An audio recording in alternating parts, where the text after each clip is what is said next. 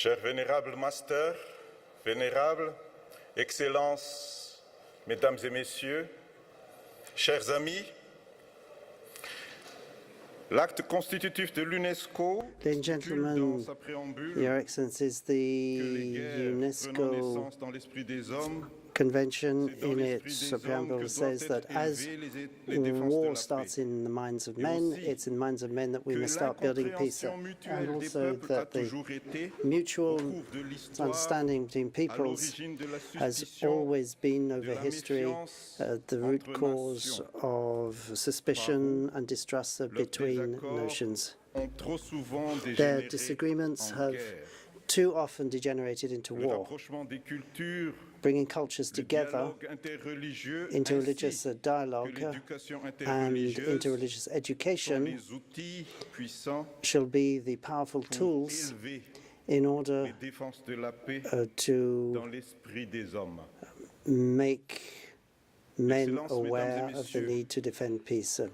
La So, décennie internationale Excellencies, de rapprochement des cultures a ladies and été gentlemen, décrétée par l'UNESCO UNESCO has decreed the decade of 2013 cultural jusqu'à rapprochement 2022. from 2013 Nous avons 2022. l'honneur It's our honor d'y renforcer notre contribution to par le biais de reinforce cette our conférence contribution internationale pour la paix, to that process through this En International Peace particulier, Conference, in particular par le panel de discussion through sur the contribution l'éducation from this panel discussion on interreligieuse que nous allons aborder tout de suite. contribution on interreligious education. We Aussi, will now move into that panel. J'ai l'honneur It's therefore my honor de vous présenter, to introduce to you, étant donné que quelques-uns d'entre vous given that some of you peut-être ne connaissent pas might encore not le know vénérable for the Master moment Ching Kong, the Venerable Master j'ai Ching Kung. respectueusement l'honneur It's my de dire quelques mots honor to respectfully say a few words about the Venerable Master. Le vénérable Master Ching Kong Venerable est Master un Ching Kung éminent is moine an eminent de monk l'école de la terre pure du from bouddhisme the Mahayana. Pure Land School of Il a Buddhism, étudié le Mahayana. bouddhisme He durant 64 ans. has studied Buddhism Il for enseigne 64 depuis years, 57 ans. and for the past 57 years he's been teaching De plus Buddhism. d'une centaine de He is sociétés an advisor to over Amitabha 100 Amabadista et de centres societies d'études de la terre pure and dans Pure le monde. Land study centers around the Il est world. aussi He is le also fondateur de l'association du the Collège founder d'études de la of terre pure the Pure Land Pure Land Study Learning College, College the Pure Land Learning College à Toowoomba, in en Toowoomba Australie. in Australia. Pour ses actions et ses efforts pour aboutir à l'harmonie interreligieuse, He has made le vénérable efforts Master Ching to Kong achieve a obtenu interfaith le education, titre de and docteur for his honoris efforts, causa et he professorat has become a Professor and Doctor décerné par Honoris Causa, l'université du awarded Southern Queensland by Southern en Queensland Australie University in et aussi Queensland, par Australia, l'université d'État and islamique also by the Islamic Hidayatullah University, à Islamic Jakarta, Stadium Indonésie. in Jakarta in Indonesia. Master Ching Kong est aussi le patron Master Ching fondateur Kung is also honorable the honorable du Centre founder pour l'étude de la paix of the et Peace du Study conflit à Study l'université de and Queensland. conflicts in Queensland actions University. Menées par The le actions vénérable Master Ching Kong à l'UNESCO undertaken ont by commencé Master Ching Kung en here in 2006 UNESCO started in lors de la 2006 célébration du during the 2550e anniversaire du Bouddha celebration of Buddha's 2550th Ses anniversary. actions continuent jusqu'à And maintenant, his actions have continued through till étant today. donné que nous sommes tous ici réunis Given à that cette we conférence, are c'est aussi all grâce here, à l'initiative we can du say vénérable that Master Ching it Kong. is to a large extent thanks to the efforts of Venerable Master Ching Kung. Nous avons l'honneur It's our honor aujourd'hui d'avoir today parmi nous to Master Ching Kong, welcome among us qui est un source, Master qui Ching est Kung, une source who d'inspiration is pour des millions a source of inspiration personnes for millions dans le monde of entier. people around the world. Vénérable Master Ching Kong, Venerable Master Ching Kung, Amitofo, Amitofo,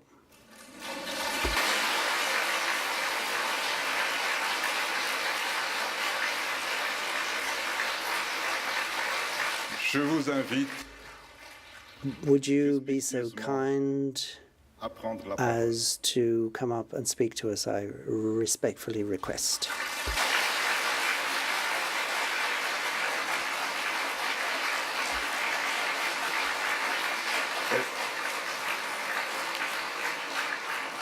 le vénérable, la Where is the Venerable Master? parole va se faire par vidéo. Donc, on va envoyer le vidéo. I'm told le vénérable Master Chinkong va nous rejoindre sur scène. this will be via video link. Speech du vénérable Master Chinkong.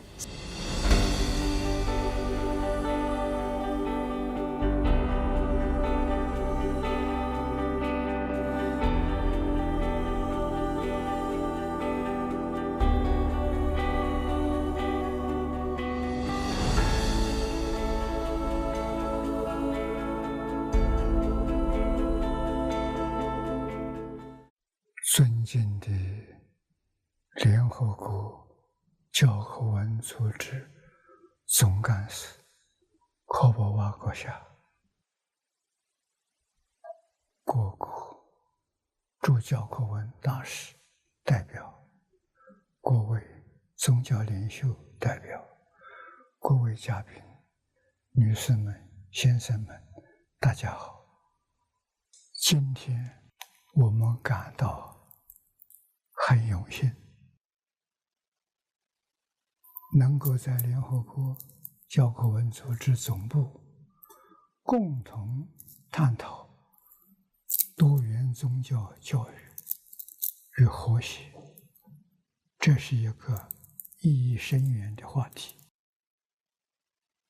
今日社会乱象丛生，如何才能够恢复世界的安定与和谐？只有将宗教教育发扬光大，才能真正解决问题。英国历史哲学家汤恩比博士曾经说过，高级宗教的真实目的是将精神忠告和真理的智慧之光彰显出来。这与中文宗教的定义有异曲同工之妙。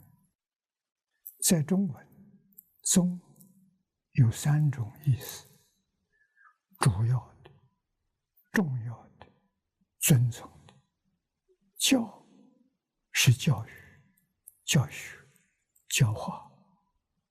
宗教2个字合起来，就是人类主要的教育、重要的教学、尊崇的教化。宗教是人类不能缺少的普世教育，他所教导的是爱与和平，是伦理、道德、因果的教育。特别是宗教教育教导世人认识宇宙一体的事实真相，令人成圣成贤，其重要性无与伦比。因此，宗教教育确实能够解决各种社会问题，为世界带来安定与和谐。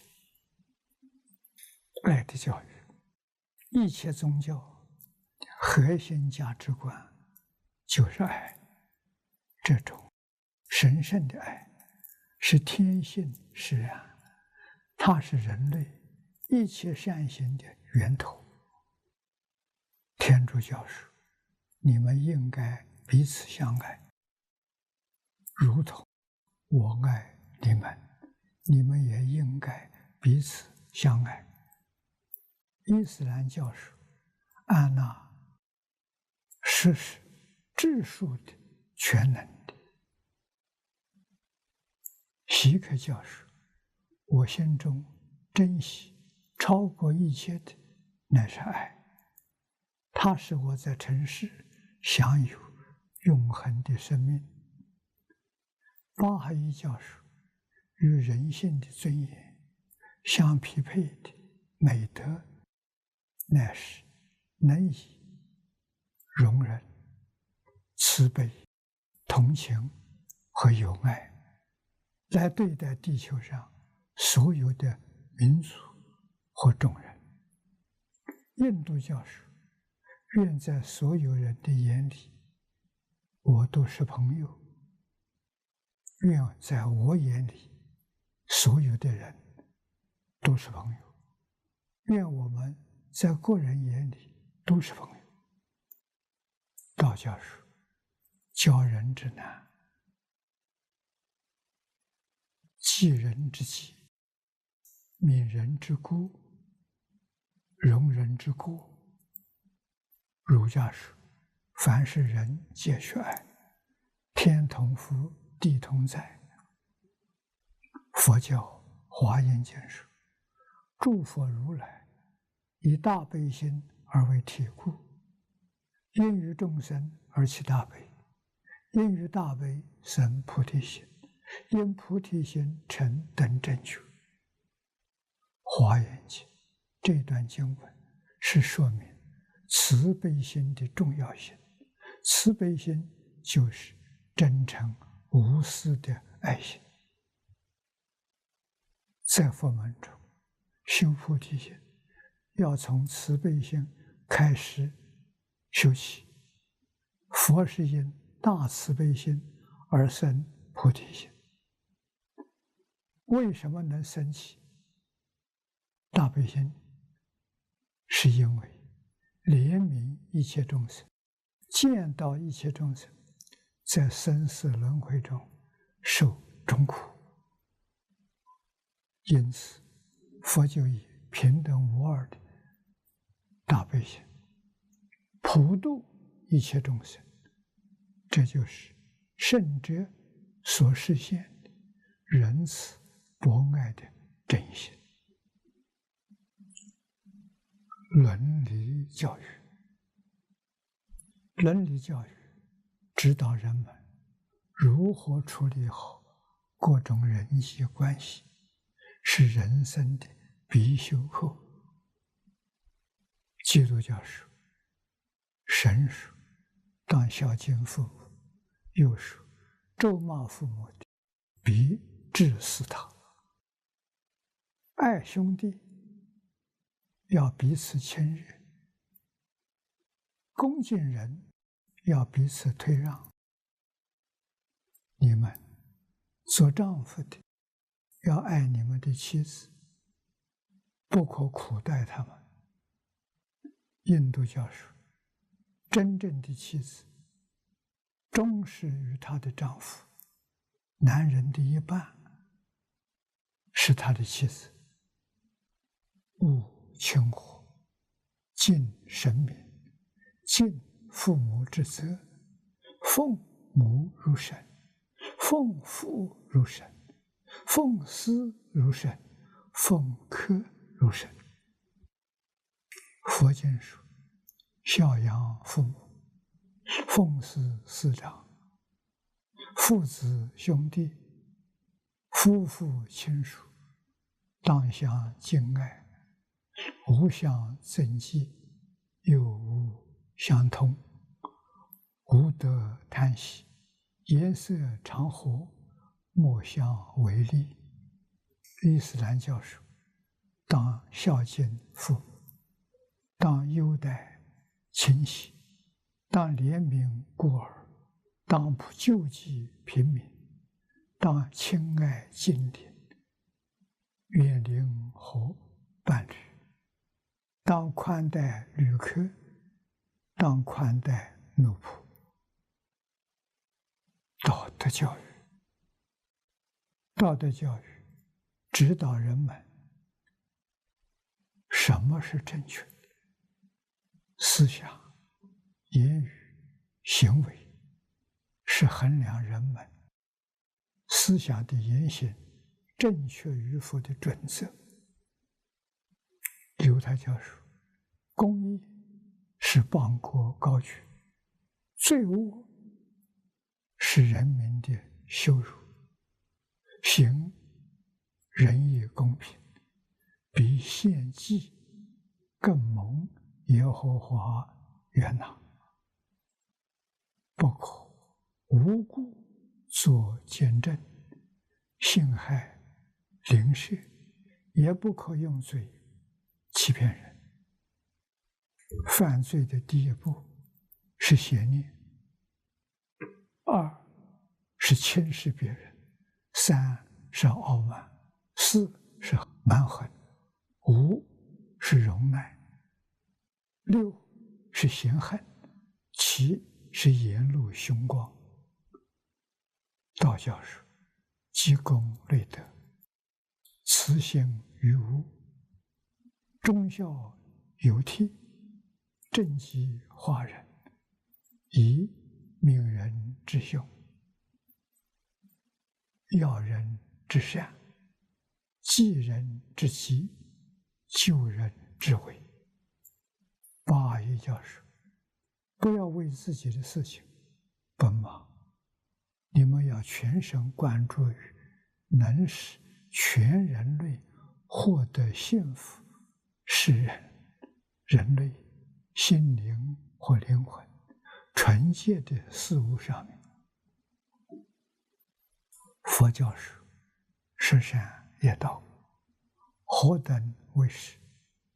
为能永离杀生、偷盗、邪行、妄语、两舌、恶口、绮语、贪欲、嗔恚、邪见，此十善业，乃至能令十力、无为、18不共，一切佛法皆得圆满。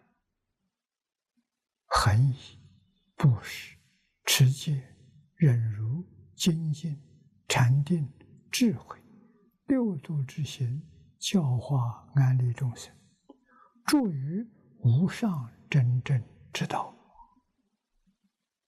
因果教育，因果教育教导人们善有善报，恶有恶报的因果法则，使人们趋吉避凶，改造命运的指导原则。儒家说：做善降至百祥，做不善降至百殃。惠敌己，从逆凶，为影响，积善之家，必有余庆；积不善之家，必有余殃。天主教说：他的凶恶必反转到他自己头上，他的横暴必降落在自己的顶上。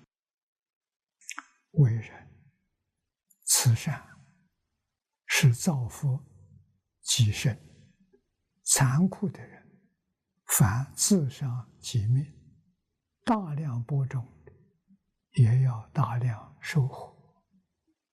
基督教说：恶人有祸，他必遭灾难，因为要照自己手所行的受报应。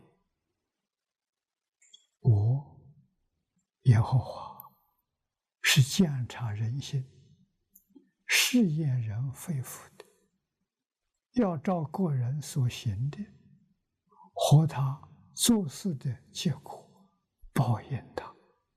那行不义的必受不义的报应。主并不骗人。伊斯兰教说：凡你们所遭遇的灾难，都是由于你们所造的罪恶。善人们必在恩泽中，恶人们必在烈火中。行善者自受其益，作恶者自受其害。一体的圣贤教育，成圣成贤，是宗教教育的终极目标。因为每个人本来都具备成为圣贤的潜能，只是被妄想分别执着遮盖了，暂时不能显现而已。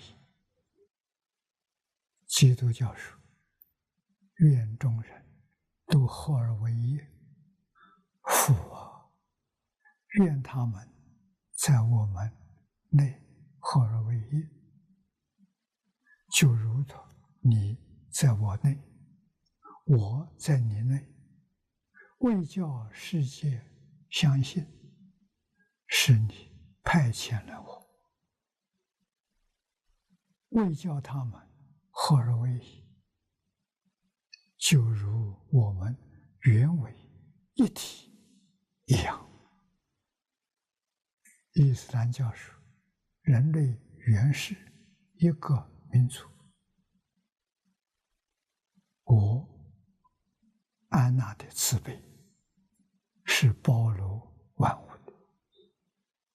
天主教说，我们彼此都是一身的肢体。犹太教说，要爱人如己，我是耶和华。锡克教说，他真神，是无量寿的，是无生的，是永恒的。它的存在，乃是一所真实不朽的真谛。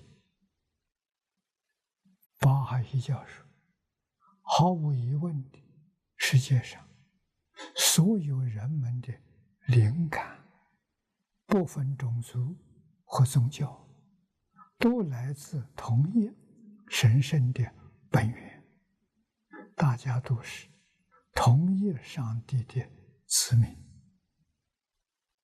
印度教说，阿朱那，且看那整个寰宇，不论是会动或不会动的事物，以及任何你想看到的东西，所有一切全部合在我之内，成为一体。儒家说，故圣人能以天下为一家，以中国为一人，非义之也，必知其情，譬喻其意，民于其利，大于其患，然后能为之。天地之塞无体，天地之率无其性，民无同胞，我无异于。道家说，天地与我并生，而万物与我为一。佛教楞严经中说，诸法所生，唯心所现，一切因果，世界为成，因心成体。六祖坛经说过，何其自性，本自清净；何其自性，本不生灭；何其自性，本自具足；何其自性，本无动摇；何其自性，能生万法。因为认识到一体，所以爱天下万物，就是爱自己，就能自自然然的为一切众生服务，如母爱子，无微不至。各个宗教的圣贤教育，其终极的目标都是教导世人回归一体，真正体会一体的观念，这是人类最可贵的德行。综上所述，我们相信恢复宗教教育能帮助世人真正放下恶性竞争、斗争、战争。人类可以把地球创造成幸福、仁慈、道德、互助合作的快乐天堂。这是一项意义深远的伟大使命。近年来，我们一直在提倡办宗教大学，培养宗教教育积极的人才。现在，英国威尔斯3一圣大卫大学准备设置活学博士学位，请各宗教领袖推荐25位博士生，深入学习自己的宗教的教义，同时也聆听其他宗教的教义。几年之后，希望成立宗教学院，乃至进一步成立宗教大学，培养出各宗教的传教士，在网络、电视台讲解宗教经典，全世界都能收到。希望将宗教教育的理念发扬光大，团结各宗教，造福全人类。这是宗教教育对世界做出最杰出的贡献。如同汤恩米博士所言，有着不同历史的民族、文明以及宗教将融合成为一体，成为整个人类共同的传承。这一天终将到来，这也是我们全人类共同的理想与愿望。最后，虔诚祝愿宗教教育普遍全球，带来社会安定，人民幸福，天下太平。谢谢大家。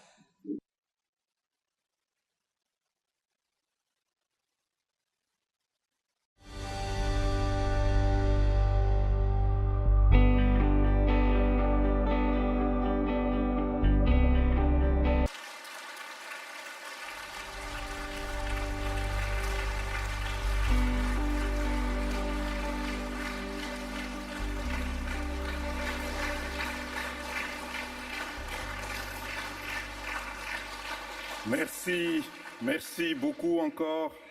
Merci, Vénérable. Thank you, Venerable Master Chen Kung, for these teachings full of wisdom. We wish you every success for your visionaries project to create in a near future a university to teach in-depth the doctrines of each religion and to train PhDs in harmony studies. Thank you again, Master. Now, I would like to ask the members of the panel to come up to the stage. Very respectfully, I'd like to ask Venerable Master Chen Kung to come up to the stage.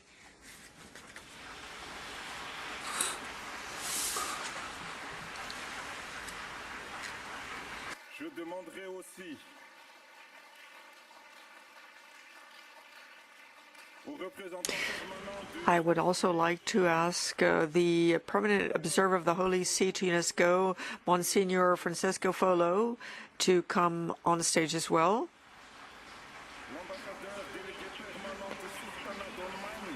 The ambassador and permanent delegate of the Sultan of Oman, Her Excellency Dr. Samira Mohammed Musa Al Musa.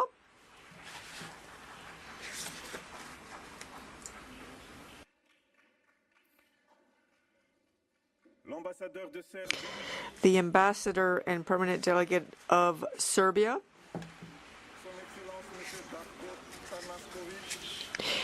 His Excellency Mr. Darko Tanaskovic, the ambassador and permanent delegate of Angola,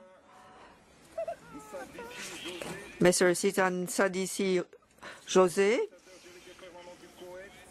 Ambassador and Permanent Delegate of Kuwait, His Excellency Mr. Mishal Hayat,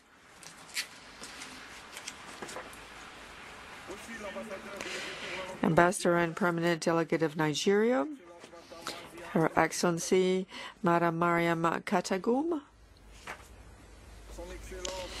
His Excellency the Deputy Permanent Delegate of the Islamic Republic of Iran, His Excellency Ahmad Jalali,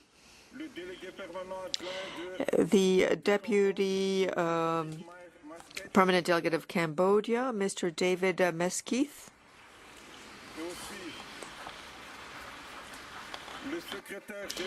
and the General Secretary of the Félix Houphouët-Boigny Foundation for Peace Research in Côte d'Ivoire, Mr. Jean-Noël Loukou.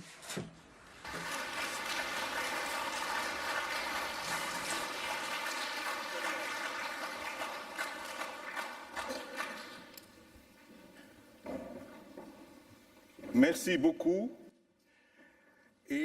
Thank you. J'ai le plaisir et le grand honneur d'inviter It's with me both a pleasure and a tremendous honor to invite Monsignor Follo, the permanent observer of the Holy See to UNESCO, to now take the floor.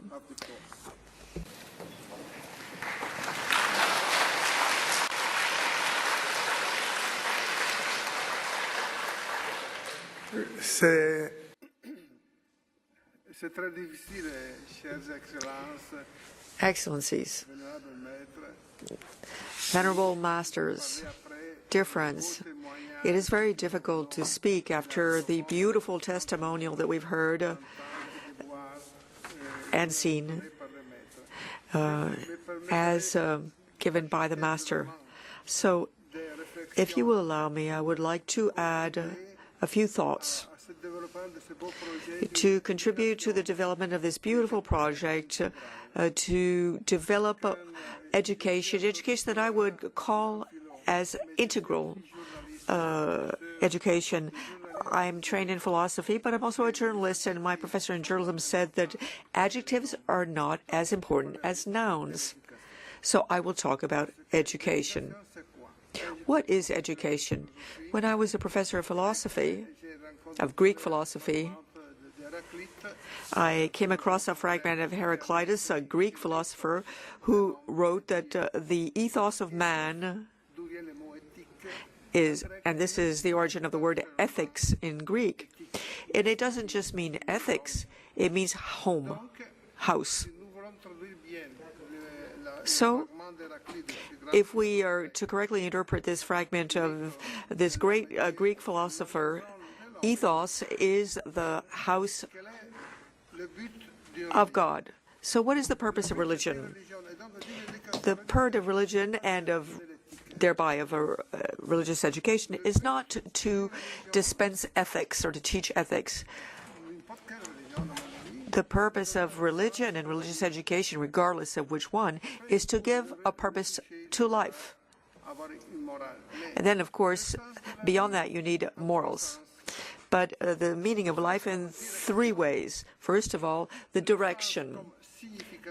Secondly, significance. And thirdly, a taste for life. We want peace, we want love, we want to have direction.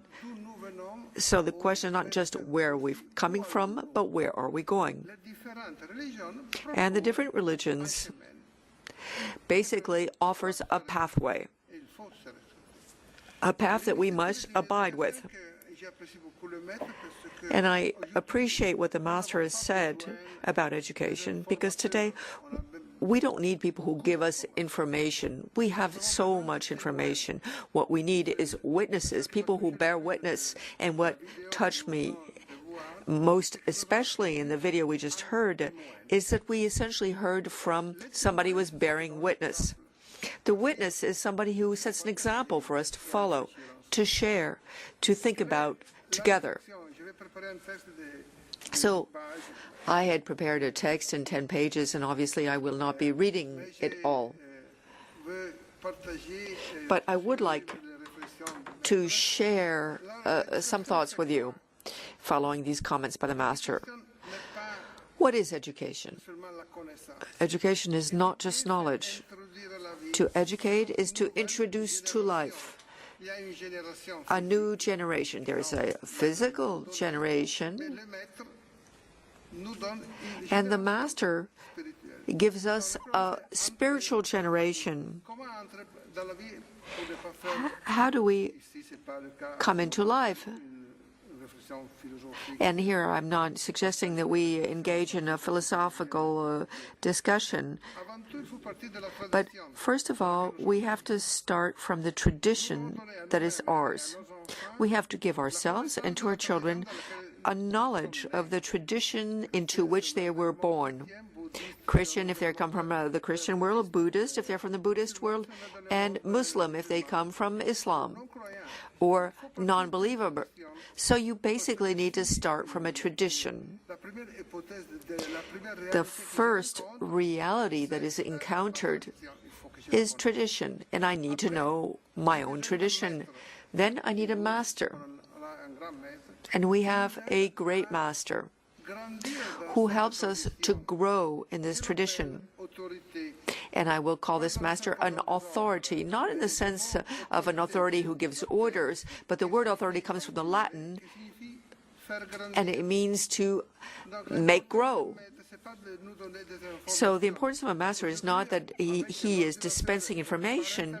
Today, with a computer and through internet, we have so much information, but so few masters. And a person who helps us to grow basically metabolizes the information that we receive. So we have a tradition, an authority, somebody who helps us to grow. And this is why I respect the Master, because he helps me to grow in my human form and my humanism. And the third thing is true for young people, but for everybody. It is verification. I can propose to you what I believe in, but I have to set out the criteria so that a choice can be made. True religious education is free. It's free. You can either take it or not take it. So this is what I call the whole education that touches both the soul and the body, the meaning in the sense of a philosophical thinking, but also meaning in the sense of having a taste for life. We are human beings, and we inhabit our bodies. So the problem of education is to have people who can bear witness, who help us to understand the tradition in which we find ourselves, who are an authority, not because they're imposing something upon us, but because they help us to grow and they help us to verify or to check. That is the education that I believe in. That's what I advocated when I was a professor, and I still am a professor, a teacher. If we are to grow in harmony and peace, we need to start from our tradition. And there is respect here. I don't think there's a clash of civilizations. There's a clash of ignorance. And I have learned a great deal up until now. We're always learning. And we will walk together towards peace. Thank you.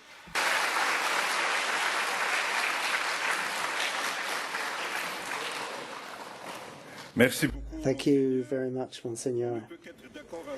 We can but agree with what you've said. Your Excellencies, ladies and gentlemen, in March of this year, a delegation of ambassadors was invited by Master Ching Kung and the Pure Land Learning College to travel to Australia, and in particular to Toowoomba. And I would now like to ask you to watch a short extract from the film made by the organizers about this trip, which was full of learning and sharing.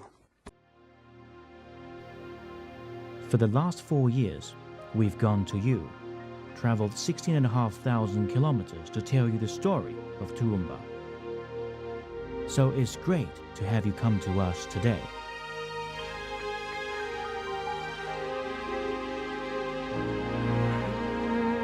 It has been a privilege to have this opportunity to show you how Toowoomba models peace and harmony.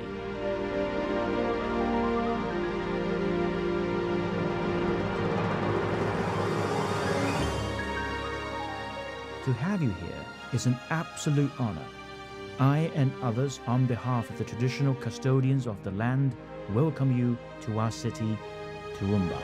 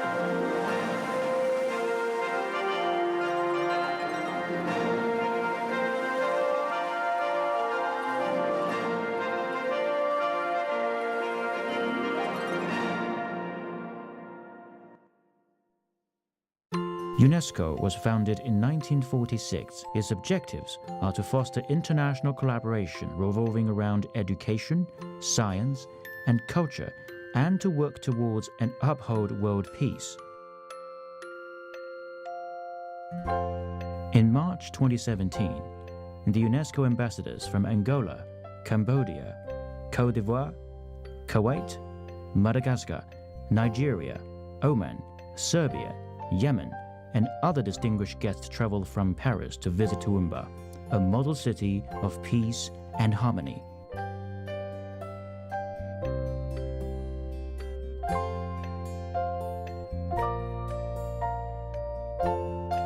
This is the first time that UNESCO ambassadors visited Toowoomba, Australia. They were warmly received by the Mayor of Toowoomba at Wellcome Airport, where the Mayor happily shared Toowoomba's harmonious experiences with them. Toowoomba is a welcoming city. We are a city where there is diverse backgrounds. They live together harmoniously through acceptance, through mutual respect, and through compassion. Our cultural diversity has always been part of our history, it's part of our character, and it's also part of our strength. Toowoomba is a growing population, and it comes from some 118 different cultural backgrounds, with more than 10% of the people who are in our community currently having been born overseas. Linguistically, we speak more than 100 different languages, and we practice many faiths. Seeing all the smiling, welcoming faces of those greeting them, accompanying them since they landed in Australia, even of those just simply being around, the ambassadors were touched and amazed. The Nigerian ambassador said she believed everyone's humility and helpfulness would bring us closer to the world peace we wish for. During the welcome dinner at the Pure Land Learning College Association, the ambassador of Oman, leader of the visiting delegates, said, "Peace and harmony are hard to be realized. Though we have been talking about it, very few believe in it. However, one has to believe in it to realize it. If we could all work together, love one another, forget about hatred and discrimination, and follow the enlightenment and peace within our hearts, all impossibilities will become a reality." When we first stepped onto this country and into this city, the evidence was so explicit. I hope that this experience can enrich our hearts and we can go forward hand in hand.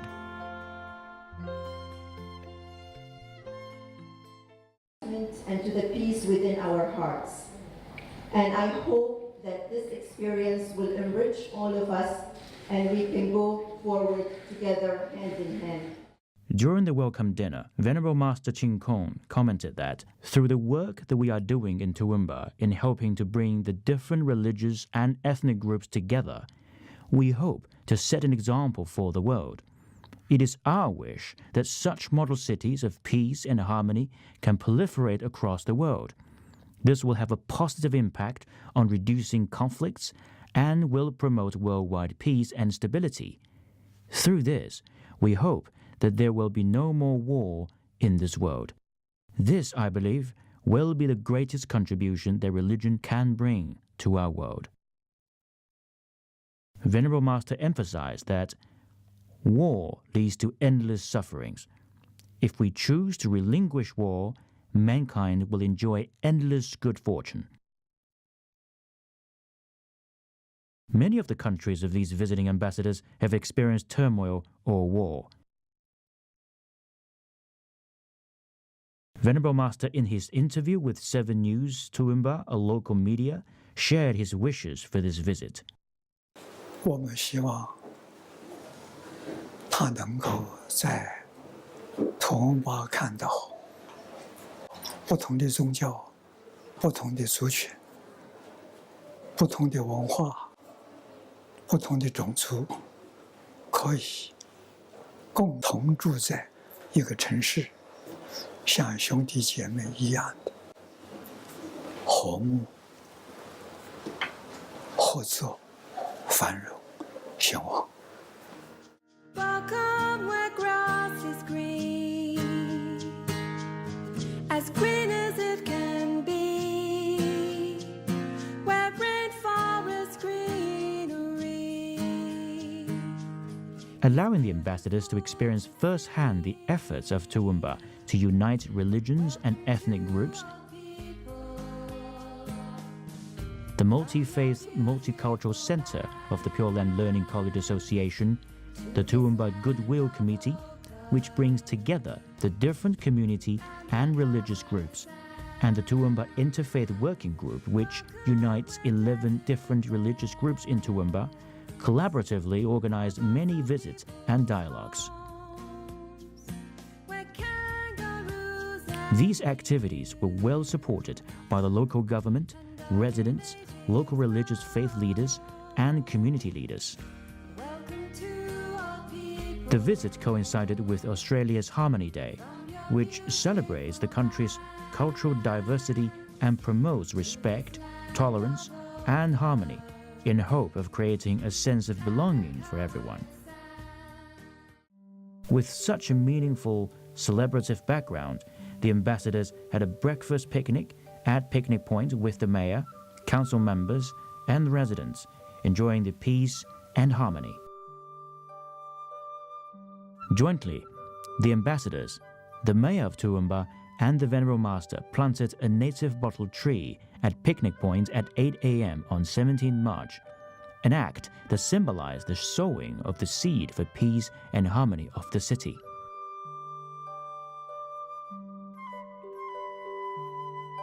This ceremony commemorated the historical visit of the ambassadors to Toowoomba. John Mintz, president of Toowoomba Together, hosted a ceremony and delivered a speech that called for everlasting peace for future generations. Harmony and recognizing the richness of diversity can raise our community to the model city of prosperity, peace, and happiness. Is that not a great goal for ourselves and for our future generations?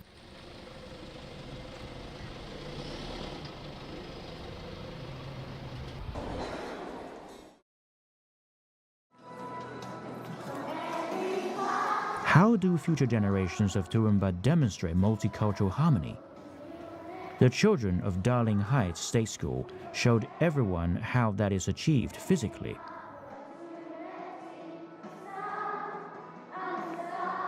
The students are from over 40 countries. In celebration of Harmony Day, the students dressed up in their respective national costumes and in their own local language greeted everyone with hello. Hello, China.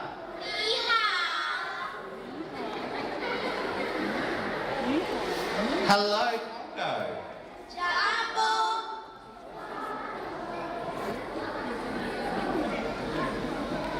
Hello, the Democratic of Congo. Hello, Iraq. Hello, Libya.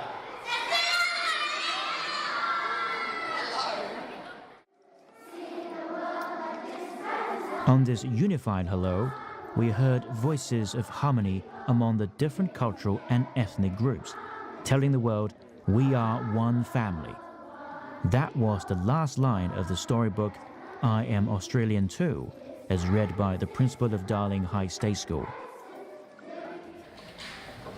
What journeys we have travelled from countries near and far.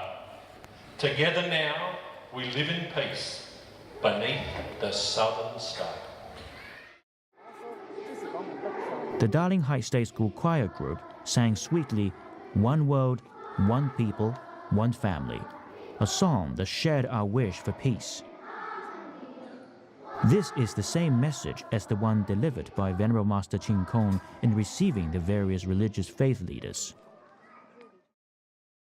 就我们心量拓开，我们是地球人，地球人是一家，地球人应该要照顾地球人，不应该对立，不应该有矛盾，不应该有战争。像兄弟姐妹一样相亲相爱，这地球多美好！把上帝的天堂搬到地球上来。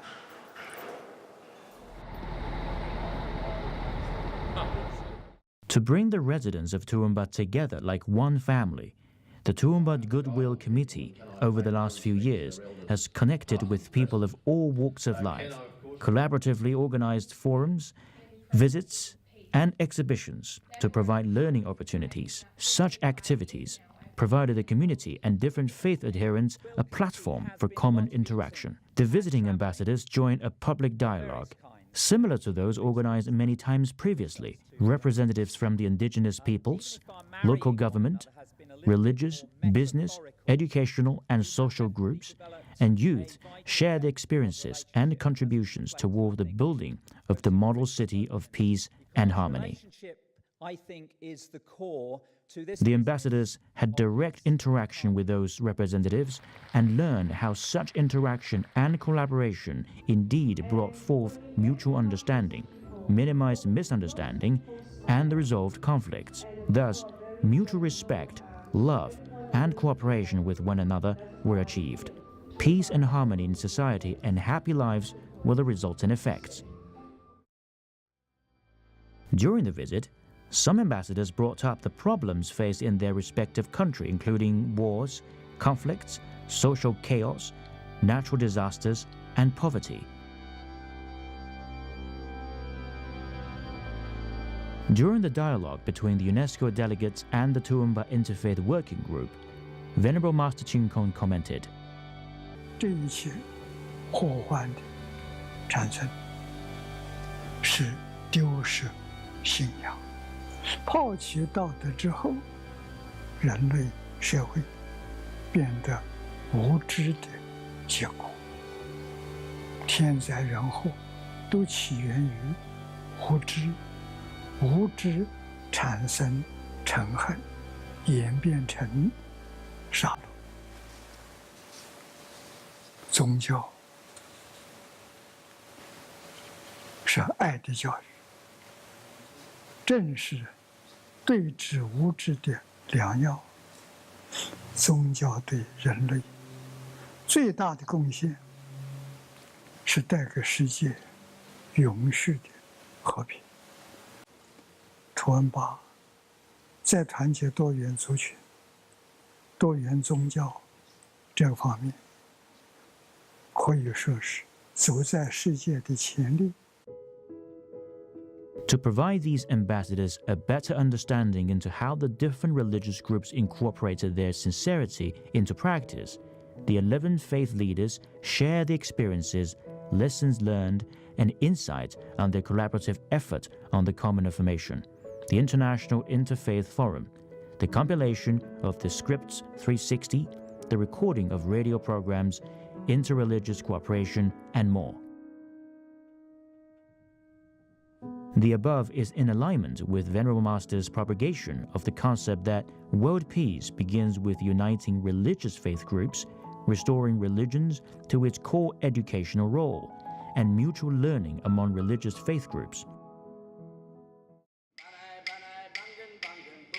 The ancestral remembrance ceremony for all ethnic groups were first held in Australia on 18th March 2017.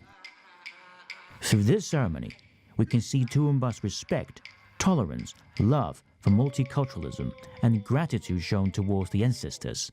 Responding to Venerable Master Ching Kung's invitation, the Mayor of Toowoomba, a Member of Parliament, UNESCO ambassadors, and Pro-Vice-Chancellor of Oxford University, faith representatives, and community leaders in Toowoomba participated in the ancestral remembrance ceremony. Dressed in the traditional Chinese attire, the Mayor of Toowoomba expressed how it was an honor to participate in the ceremony as the principal officer. Today's ancestral remembrance ceremony offers an opportunity to admire traditional Chinese culture and appreciate the beauty, the goodness, the truthfulness, and the wisdom of this ceremony. The meaning of the ancestral remembrance ceremony is to commemorate the virtues of our ancestors and promote filial piety. During the ceremony, the delegate of Madagascar shared his country's traditions in remembering the ancestors and the ways to honor parents in his country. In a most moving and beautifully sung duet, delegates and his wife expressed their respect and gratitude for the ancestors. Oui, en effet, il tourne le dos à la vie terrestre et fait face dorénavant à l'autre vie au-delà du visible.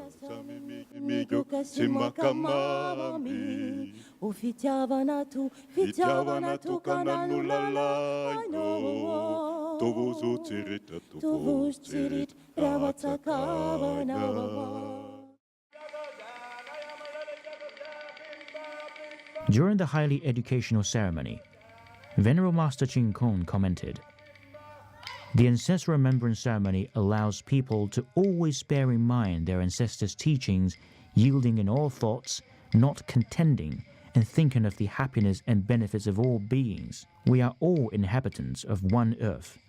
We are one family. We are one entity." Today's ceremony is an outstanding example of this. Venerable Master further encouraged, "We want to help foster lasting world peace, where there will be only mutual aid and cooperation, no conflicts, no war." In today's ceremony, Mayor Antonio will be assuming the role of the principal officer, and several distinguished guests will act as the assistant officers. This will also turn a new page in the history of world cultural dialogue. Let all see that people from different cultures and different faiths can come together in unity. This will also bring a ray of positive energy to world peace. Leading by example, Venerable Master led the Pure Land Learning College Association and the local resident in helping to make Toowoomba into a model city of peace and harmony. The delegates of Madagascar expressed his sincere gratitude for experiencing firsthand the positive impact of Venerable Master's teachings. With the care, kindness, and effort shown by the followers and volunteers during the visit, he truly felt inner light and the wisdom of Venerable Master. Just as taught by the Venerable Master, one needs to offer generously and to continuously think of others. Since its founding in 2002, the Pure Land Learning College Association has held friendship dinners every Saturday evening, offering free vegetarian food for everyone. Many of the local residents attend the friendship dinners, thus bringing everyone closer together.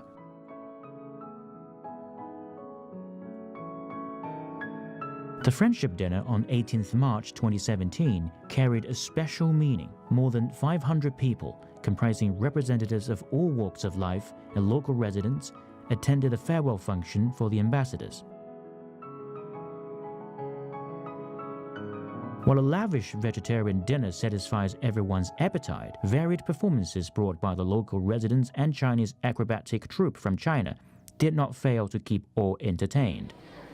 I've always known the people of this community are talented, but it isn't until you bring everyone together to showcase our music, our dance, our theatre and our culture that you truly see what sets Toowoomba apart. It's our willingness to support each other in Toowoomba and in fact in Australia that makes us very different, and it's something that we ought to be very proud of.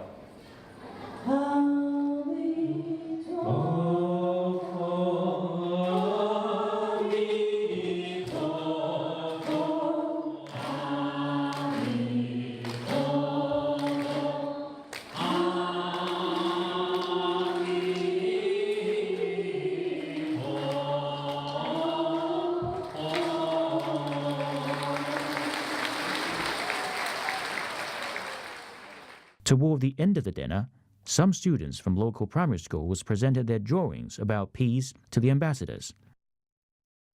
Such exchange across countries, races, and ages brought a perfect closing for the visit by the ambassadors. Where you've done what we talk about. You are the example of what we preach. You build bridges. So, in conclusion, what I would like to say, we're going to take this experience in our hearts and minds and take it to UNESCO and show the world that there is a possibility of doing what we talk about and we preach. So thank you for this community and thank you for Toowoomba. We would like to express our heartfelt appreciation to the UNESCO ambassadors for visiting Toowoomba and to all the volunteers and friends who supported and contributed to the success of this historical and meaningful visit. The ambassadors truly felt that if more cities were to learn from Toowoomba's experience, our future generations would enjoy stability in society and harmony among religions.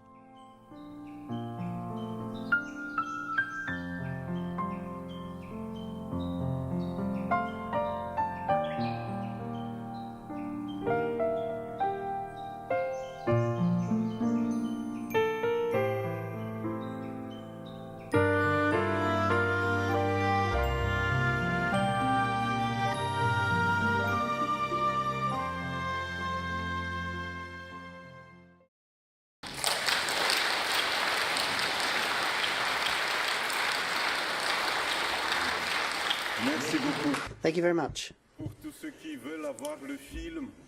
If you'd like the full length of film, it lasts 30 minutes, you can put in a request to the organisers for it. I would now like to give the floor to the head of the delegation, the Ambassador and Permanent Delegate, the Sultanate of Oman, Dr. Samira Musa Al-Musa.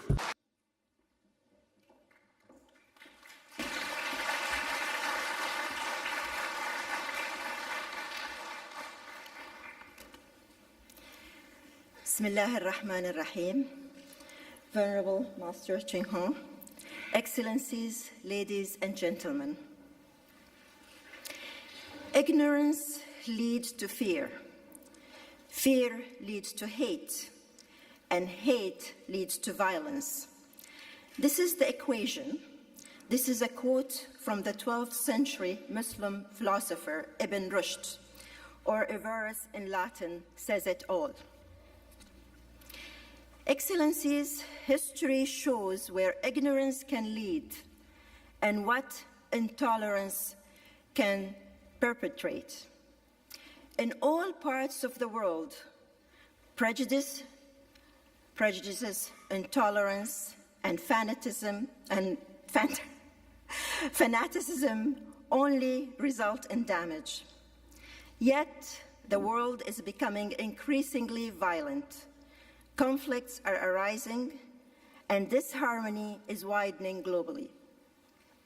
The causes are numerous and complex: social exclusion, geopolitics, poverty. However, they all feed on the same affliction. They feed on ignorance. Knowledge, therefore, ought to be fostered through different and simultaneous means, as it is not only found in books, but also in encounters by meeting, interacting, and sharing with one another. And I think this is what we saw from the Master's presentation this morning. Dear colleagues, allow me to share with you my experience during an official visit to Australia this year, where I visited a place called Toowoomba. Toowoomba is envisaged as a model city of peace, where a diversity of cultures and faiths live in harmony. I had the opportunity to meet people of different faiths that lived there, and to witness how accepting they were of each other in that community. No one is imposing on anyone, and no one is trying to influence anyone's faith.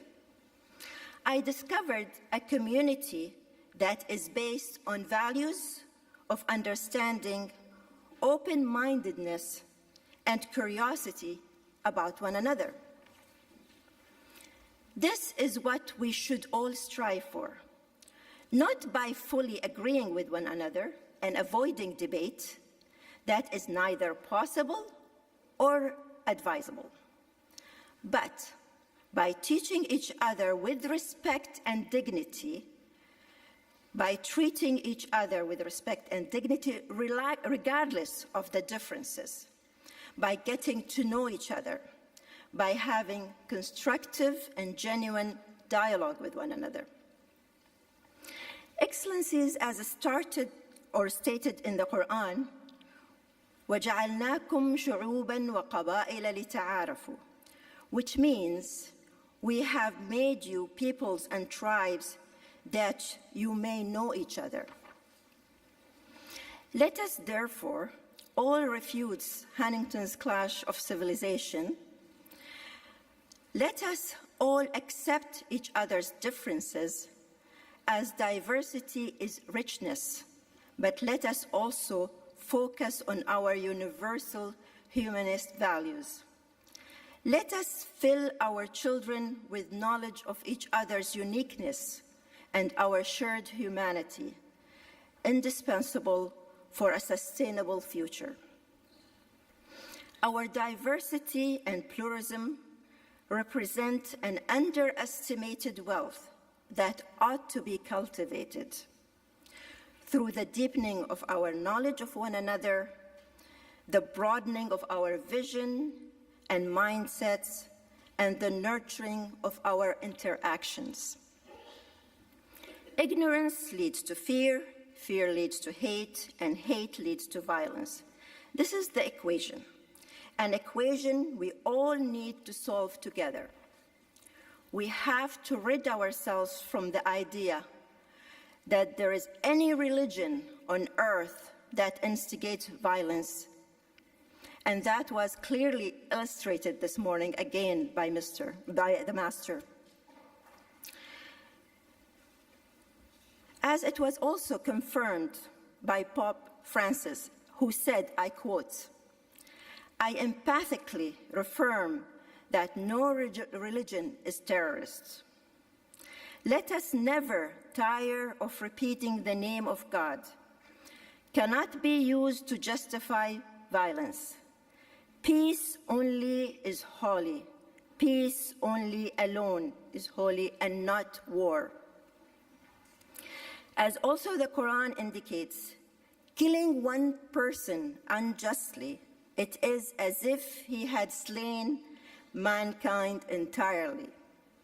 And whoever saves one, it is as if he had saved mankind entirely.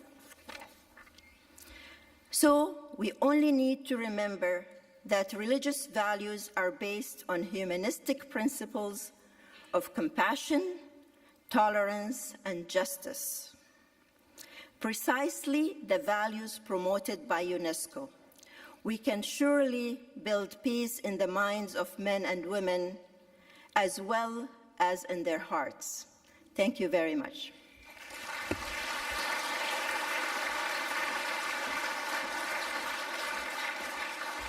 Merci beaucoup, Excellence. Maintenant, je donne la parole à son to Excellence His Excellency Darko Tanaskovic, Ambassador and Permanent Delegate of Serbia to UNESCO.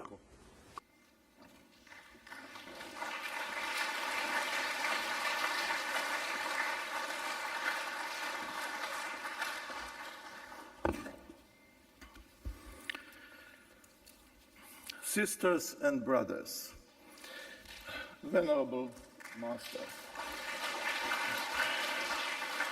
I don't want to start my speech with, so to say, courtesy call upon my colleagues, excellencies, ladies and gentlemen, because I feel that we are all brethren here.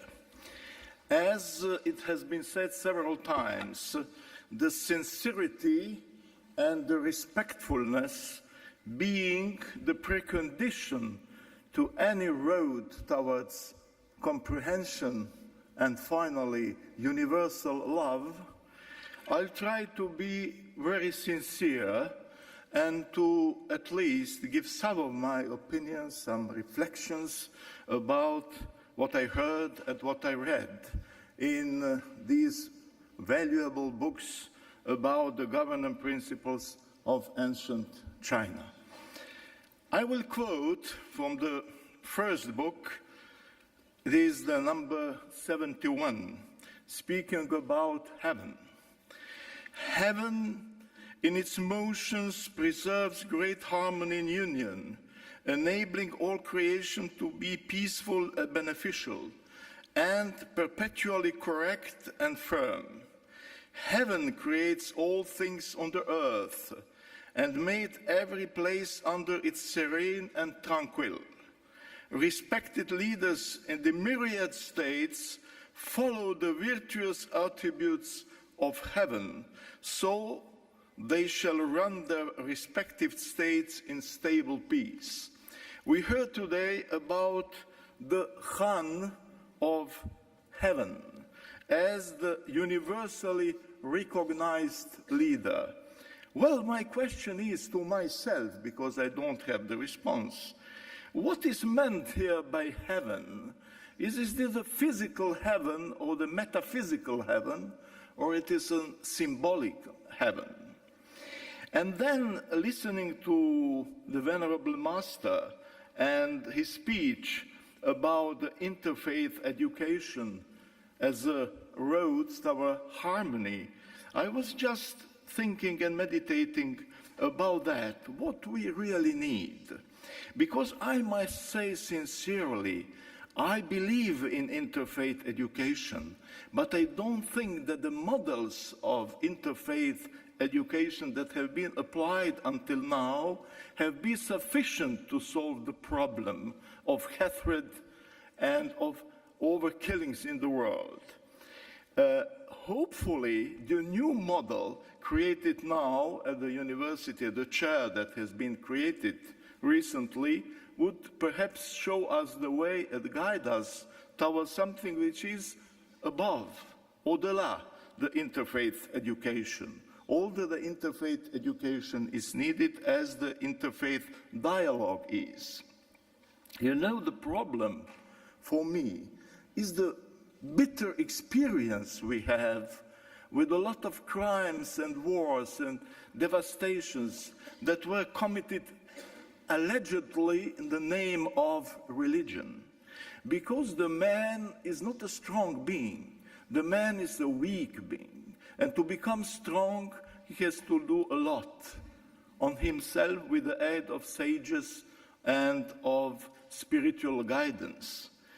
Because the man, when he faces the diversity of religions, which is the reality of the world, the man is tempted to react in two different ways, both very negative and very destructive. The first is to kill the God, in the sense of the Nietzsche's admonition, that the man finally killed the God and wanted to put himself in the place of God. And this is the tragedy, especially of the Western over-secularized civilization, than either to kill the God, or the man is tempted to promote only one religion, his religion, as the absolute truth, and then to destroy other religions, to impose his own religion on others. If not possible, then I will be very sincere, and we are witnessing that even nowadays, to kill the representatives of other religions. Then, in that situation, what we need, sure, is the interfaith education and the interfaith dialogue. I prefer it to interreligious. It is not by case that it has been used, the interfaith education. But perhaps linguistically not correct. I would propose always, with the interfaith education, the overfaith education. The overfaith education. We have to go beyond. It is not by case that some authors speaking about the Sufism, the mysticism of Ibn Arabi, were speaking about supra-religious spirituality. The spirituality that goes beyond the proclaimed religions, structured religions, beyond all the churches. Now, as I am a linguist and philologist, and I am inspired by the text of the Venerable Master, I'll try to borrow a concept and the term from linguistics, because we know that we speak different languages. But there is the language, the capability of speaking. And Noam Chomsky, the famous linguist of the structural orientation, named that the deep structure of language. So we have in ourselves the deep structure of love, but we have to discover it, because it's perhaps too silent, even sleeping in us. So as in linguistics, there are so-called linguistics universals, that elements which are universal to all the languages in principle. I think that we need something that could be called spiritual universalities, because they exist. The famous historian and theoretician of religions, Mircea Eliade, was speaking about the hierophanies, different hierophanies. It means that these religious universals are coming to the people and are observed and understood as different types of the vision of the holiness of the sacred. Then we come to the love.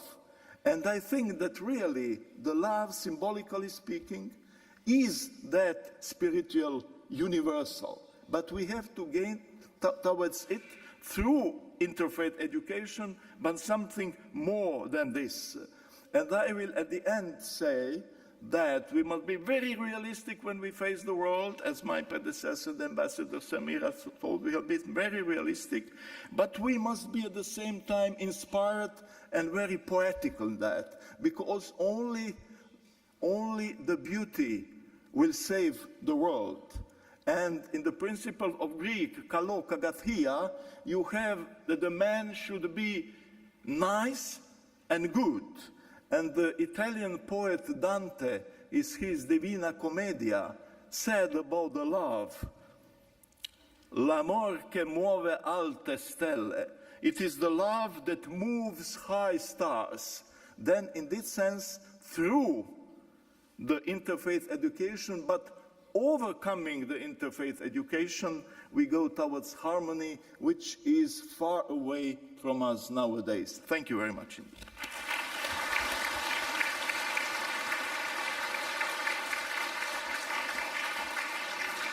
Merci beaucoup. Thank you very much, Your Excellency. We still have so much to learn from you. And now I would call on my colleague and friends to give us the few comments they have to make about our trip to Toowoomba. So I'll ask my brother, Ambassador from Angola. Son Excellence Monsieur Sadissi José. His Excellency Sitan Sadi Jose. I would ask him to step up and give us his comments. Thank you.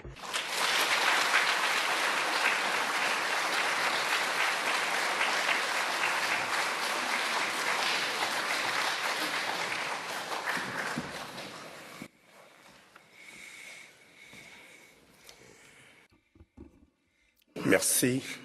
Thank you very much. I just have a few brief comments, as you suggested. But above all, I would like to express my gratitude to the Pure Land Learning College organizers to give me the privilege of being in the small group that was able to travel to Toowoomba this March. I cannot but say how delighted I am to see once again our Master, Venerable Master Chinkung, who has talked about the need to achieve peace and harmony through interfaith education, as we learned so clearly when we were there. The colleagues who will follow me, giving their comments, will doubtless underscore those aspects that struck them most during this trip. For my part,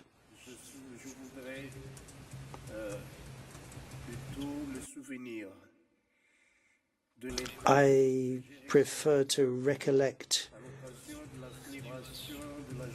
the impact that the Peace and Harmony ceremony made on me in the main hall of the college, whose name I can't remember right now, and which attracted a large number of very young children coming from all over the world, and whose parents and who themselves are of different religious confessions. This, for me, was a wonderful example of how it's possible to live together in harmony. I must confess that prior to this ceremony, that was as convincing as it was fascinating, I was struggling to understand the meaning of the message of Master Ching Kung, talking of peace, oneness of religious doctrines. It's quite clear that these wonderful children, learning together the virtues of respect and sincerity and love and solidarity, these children, therefore, that spend all their time together in the playground, when they leave school, out in the street, in the urban community of this mystic city, where the mix and intermingling of religious beliefs underpins the feeling of peace and social solidarity, they will doubtless be able to play the role of universal peace soldiers throughout their life. The second thing that I took away was the way in which this success is contributing to the academic performance of a local university. And this has been the case since the start of the work by the creators. So let me reassert once again my determination to contribute to Toowoomba and other Australian universities and be part of this wonderful adventure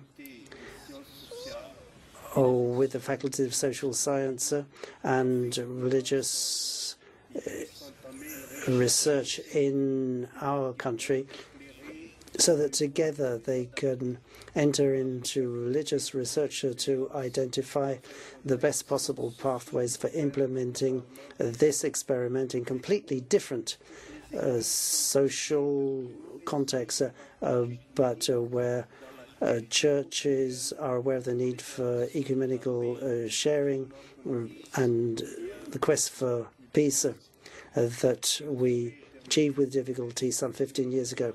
I could not conclude my modest contribution without thanking the authorities of the Pure Land Learning College for their friendliness, their love, and the wonderful surprise they provided for me, brother Toky,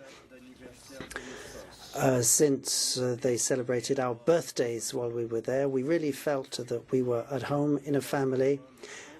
It took our minds off our loved ones that physically were a long way away that day. Praise be to God. Thank you.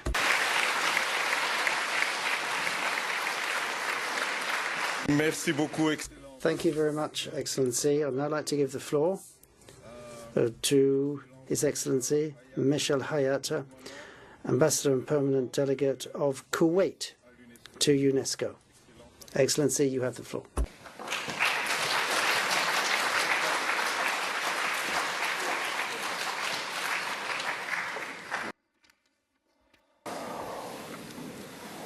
Bonjour, Madame. Good morning, ladies and gentlemen. Venerable Master Chinkung. I'm going to speak briefly, and I think my friends and colleagues have said everything that needs to be said, but I want to add something about my own personal experience. Let me give you a few of my personal impressions from this trip that I could perhaps call the most rewarding and illuminating trip of my whole life, either personal or professional. I have to say that I felt a deep attraction to this town, Toowoomba, in general, but in particular the center of the Venerable Master. And I have no words to explain how this worked. Whenever I'm with my ambassador friends, we always talk about Toowoomba, comparing it to others, saying Toowoomba is unforgettable. In addition, as far as the school and the other sites I saw there, the city of Toowoomba and the college there, Venerable Master Chinkung's college, I think represents the principles and values of UNESCO. The college receives the most diverse range of pupils. So I visited the college there, and that works to underpin the principles of equality, justice, and humanity. At Toowoomba, I saw tolerance, I saw friendship and devotion, and brotherly love, harmony, ethics, and respect. I saw everything except violence or hate or intolerance or any form of extremism. That was absent. People helped us for no reason whatsoever. They were always trying to do what the government said. So I just wonder, what did the Master do with them? He created something never seen anywhere else in the world. I have never seen in my whole life anything like that, despite the fact that in all religions, including my religion, we have humility. The cousin of the Prophet Ali said, people are your brothers in Islam, and therefore we are all one. I was so delighted to have made that trip. It's unforgettable, and this is speaking from my heart. Thank you so much.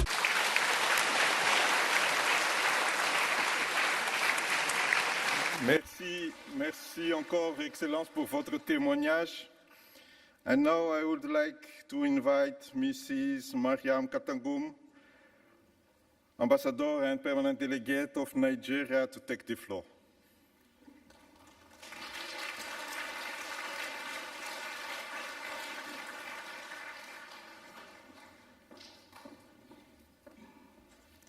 Thank you very much, the Master Chinkong, ladies and gentlemen. For me, my impression of Australia generally has always been influenced by the plot of a book, which was later turned into a movie.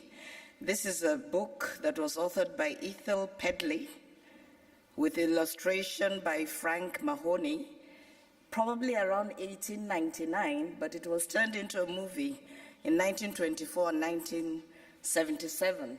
And it was the story about Dot, a little girl who got lost in the Australian outback. And she met a kangaroo who had also lost her Joey.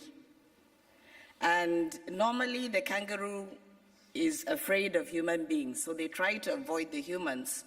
But this kangaroo helped this little girl find her own family, but the kangaroo at the end of the movie still could not find her own Joey. So it was that story of, you know, the human and animal interaction that has always amazed me about Australia. And when this opportunity came to visit Australia, I had this in my mind, and I asked so many of the young people, they hadn't even seen this movie. So I was recommending to each of them, go to the internet and look at this movie called Dot and the Kangaroo. And this movie always brought back to me this spirit of volunteerism that I saw in Australia, and particularly with the young people that we interacted with during our visit. And I did make mention of it, that it's one thing that I found very amazing. I'm still trying to find an understanding of what made these young people from different, well, young and old, from different professionals, leave whatever it was that they were doing to come and make us happy, make us comfortable, make us feel at home in Australia. And I was particularly happy this morning. I saw the guide that was assigned to us during our visit. I saw her in this room. I know she's a student somewhere in the UK, but she turned up again this morning. So thank you very much to all those volunteers, and I hope you find meaning in your service to humanity. The second point I want to talk about is the serenity that's reflected in the education system that we saw in all the schools we visited in Toowoomba.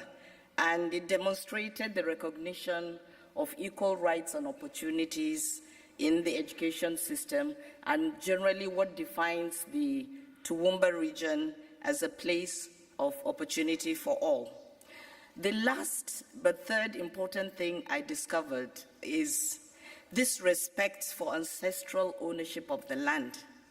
Everywhere we went at the beginning of the ceremonies, there was a recognition, something that goes as paying tribute to the owners of the land that we stand on. This, for me as an African, resonates very well. To remember where you come from, as we've heard from the teachings of the Master Chinkong, you need to remember where you came from, respect the ancestors. And this, for me, was a very important point for me to take away from Australia. Finally, just to again express our sincere thanks to the Master Chinkong and all the members of the Pure Land Learning College Association for giving us a very, very wonderful and memorable trip to Australia.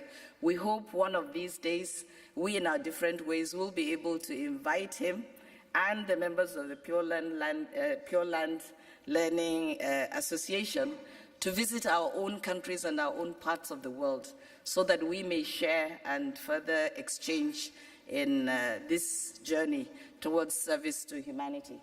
Thank you.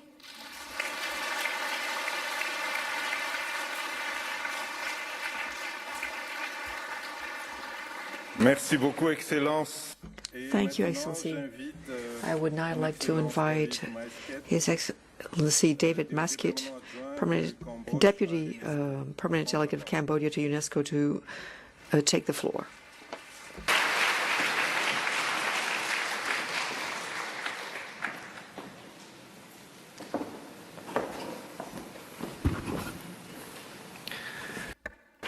Mesdames et messieurs, Ladies and gentlemen, honorable ambassadors and permanent representatives, I would like to say, first of all, that I'm very pleased to be amongst you today. I consider all of you as my own family.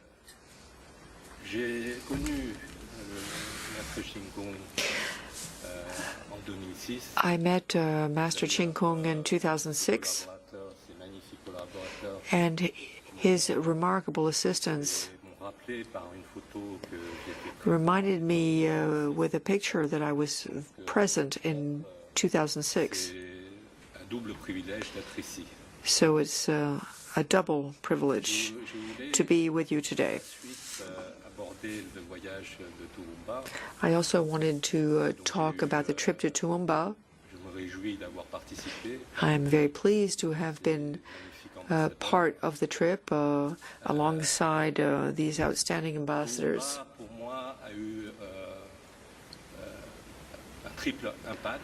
Toumba, as far as I'm concerned, had a treble impact. There was first a sociological, then a philosophical, and a contemplative dimension, and the latter being personal.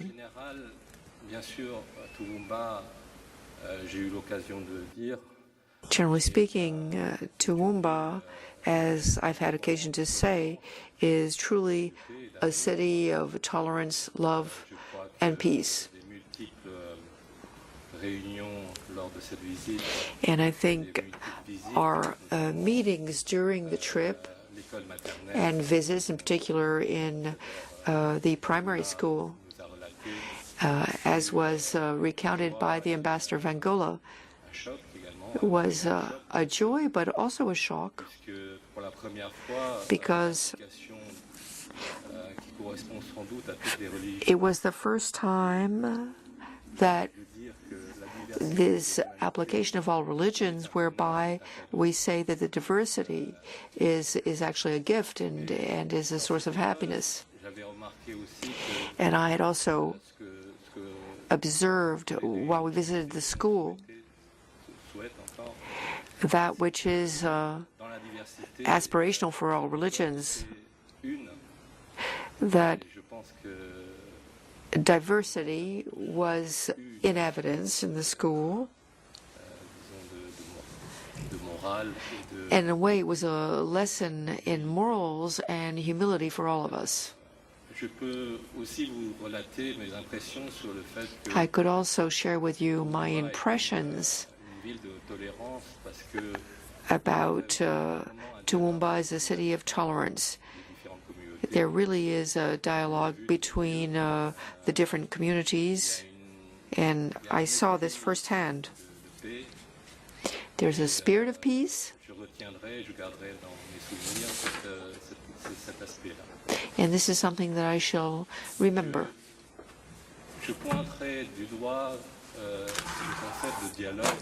I would like to also focus on the concept of dialogue. Master Ching Kung, during the visit, taught us, and not only during the visit, but even beyond, taught us how to learn again how to dialogue. And that is dialogue amongst ourselves. Because the diversity of humanity and humankind sometimes makes dialogue difficult. But once dialogue is initiated, it facilitates a great many things. And I regret the fact that the concept of dialogue is actually being lost with the arrival of new technologies, and the fact that in our educational systems, in particular in the STEM disciplines, the emphasis is different. And we understand that technology facilitates a great many things. And this is precisely where Master Ching Kung's contribution is so important, because it reminds us that interfaith dialogue is so essential and should be at the very basis of our educational systems. In my own country, before we had a public educational system. It was actually the Buddhist monasteries that served as schools for young children, and even for the children and offspring of the leaders of the country, the princess and the king. And Master Ching Kung reminds us all that interfaith education is so important, and in particular through dialogue.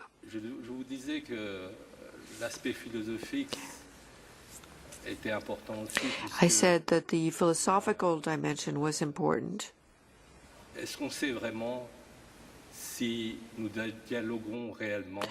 Do we know whether we are really engaged in a dialogue? A great German philosopher said about the ancient Greek philosophers who said that what we read of the ancient Greeks, do we understand it in the way they meant it? So dialogue and interfaith education raises the question of whether we are truly thinking the way our ancestors thought, be they Chinese or Greek. And I think that's a wide open question. And in this regard, I fully support Master Ching Kung.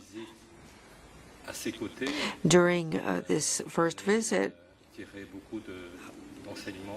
with him, I learned a great deal myself. And that's why I say there was also a contemplative dimension to the visit for me. I think that the city of Toumba could be characterized as a city or a town of meditation, because I truly wanted to meditate when I was there. And now to end, because I don't want to take any more time, even though I would have things to say. Pure Land College, it contributes a lot to all of us. I hope that it will be sustainable, and for this I have full confidence in Master Ching Kung. Thank you. Merci, merci David. Thank you, David. And now, merci David. Et maintenant pour to end with our remarks by ambassadors, I would like to invite His Excellency Ahmad Jalali, Ambassador Extraordinary and Plenipotentiary, Permanent Delegate of the Islamic Republic of Iran, to take the floor. Merci.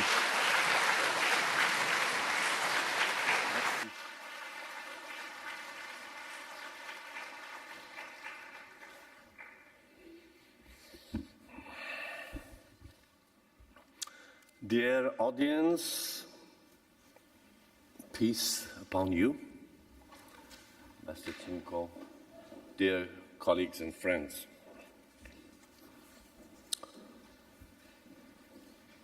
Unfortunately, I missed Toumba trip. I was supposed to be there, but I missed that. But my colleagues told us about it, and we saw it. It was described by a colleague, the city of peace and tolerance.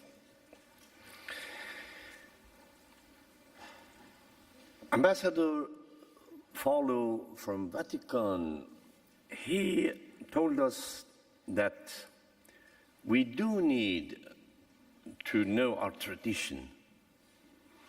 And a master, an authority, in the way he meant that, an authority not to rule, but to help us to grow.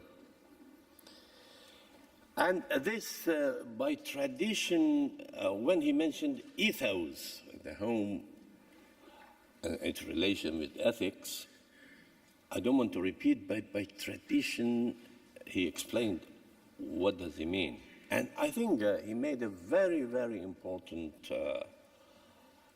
point, that when we talk about this tradition, it does not mean sticking to it to create a line for otherness, that I am this is my identity, my tradition, and you are on the other side of the line, therefore create otherness. He precisely mentioned what does it mean to grow under the authority and why we should have that tradition. If we don't have that tradition, and if we don't know it, it is as if we don't know any language. In a broader sense, all of us, we heard about Ferdinand de Saussure and other linguistics. In a broader sense, a language that relates us to the world, to our life.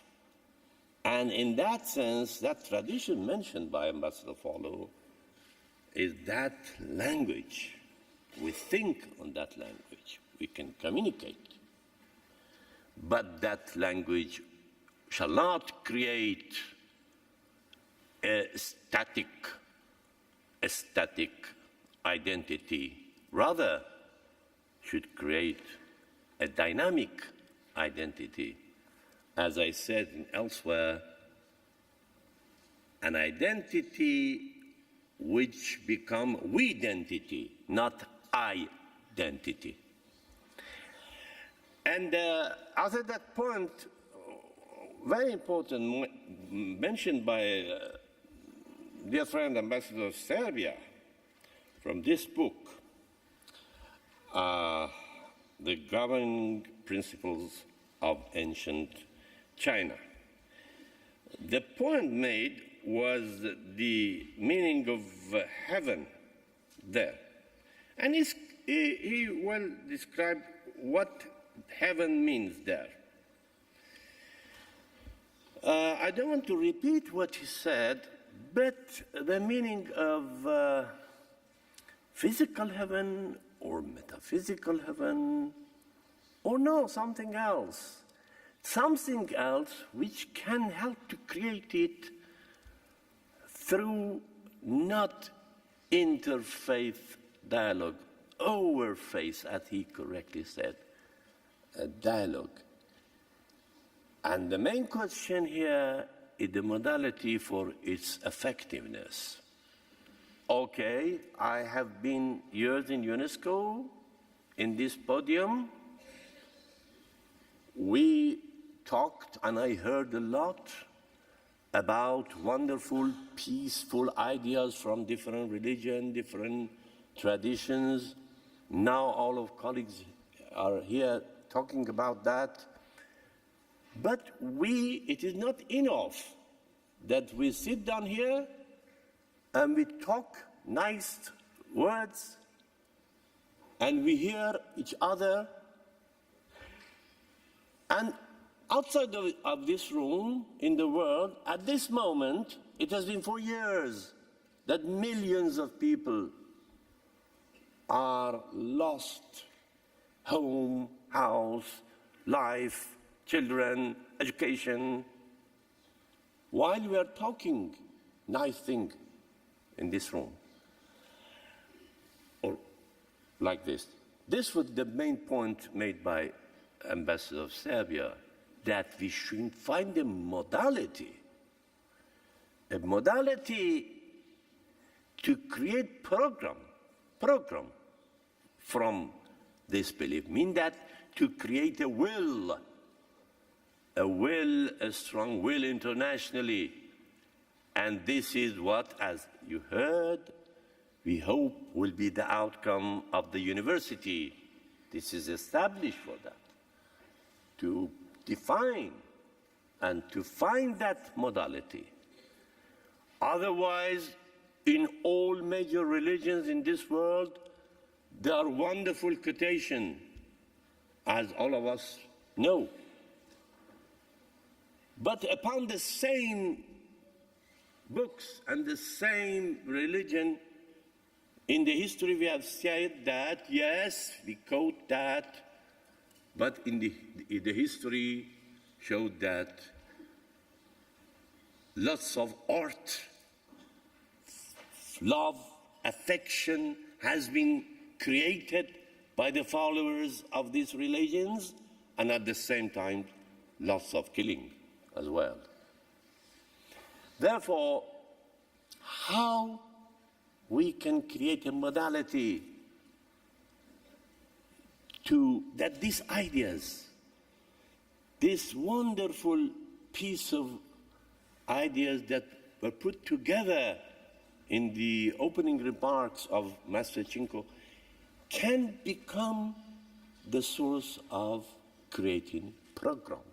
And this is a long way that I hope that university will help us to do that. Otherwise, it will be repetition.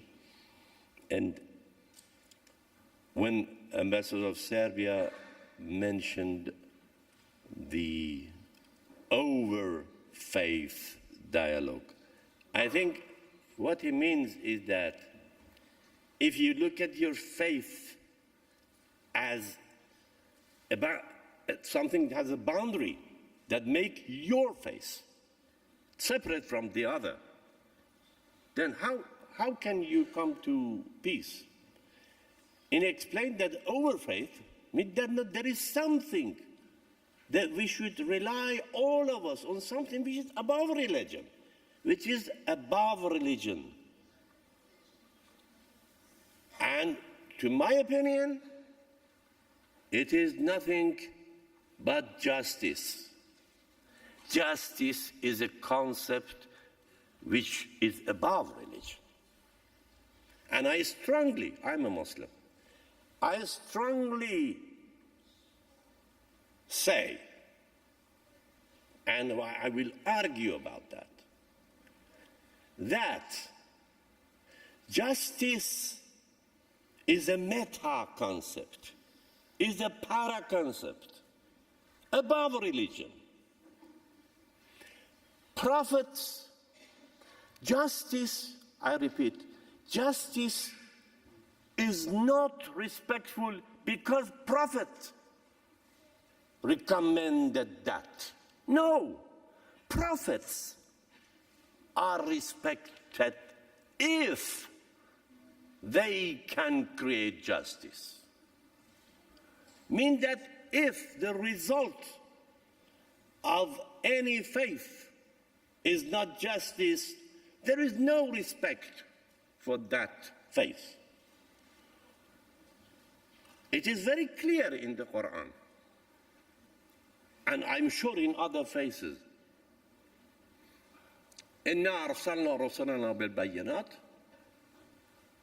وأنزلنا معهم الكتاب والميزان ليقوم الناس بالقسط. Means that the reason of the prophet is the manifestation of justice.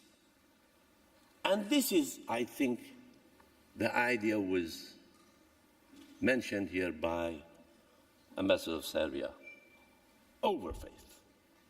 And it is, if you go through that paradigm, then what Ambassador Follow mentioned will clearly be said. You know your tradition, at the same time you grow under a master. It is within that context that will happen. And then the ethos, that was, I think, the corner concept was mentioned.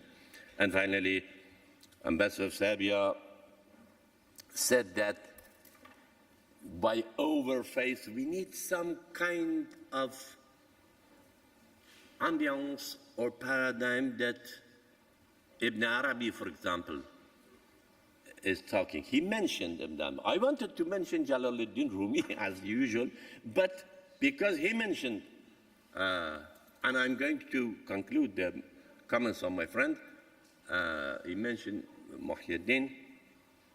I say that yes, it is true. There should be some change when we talk about dialogue, interfaith. When we are here and Master Chinko wants to move this movement, we mean that. Mean Sara, means some change, evolution. I'm finished. And another 5 minutes or 5 minutes past. And that is, Ibn Arabi said, لَقَدْ صَارَ قَلْبِي. I will translate. It's in Arabic. لَقَدْ صَارَ قَلْبِي قَابِلَ كُلَّ صُورَةٍ فَمَرْعَى لِغِزْلَانٍ وَدَيْرٌ لِرُهْبَانٍ وَبَيْتٌ لَأَوْثَانٍ وَكَعْبَةُ طَائِفٍ وَأَلْوَاحُ تَوْرَاةٍ وَمُصْحَفُ قُرْآنٍ أدين بدين الحب أن توجهت ركائبه فالحب ديني وإيماني. I will translate the last line only. To be short, he said that all of his transformation and evolution in his, through, traveling in his spirit from this paradigm to that paradigm, he said that my heart now has been open and capable to receive all of these images. Why? Because now I changed my religion. I transformed it, or I made it transcendental. And that transcends is love. Adinu badin al-hub. My prophet is love. أَنَّا تَوَجَّهَتْ رَكَائِبُهُ. And this caravan, this train of love, wherever it goes, I will follow it, because there is no other faith but then.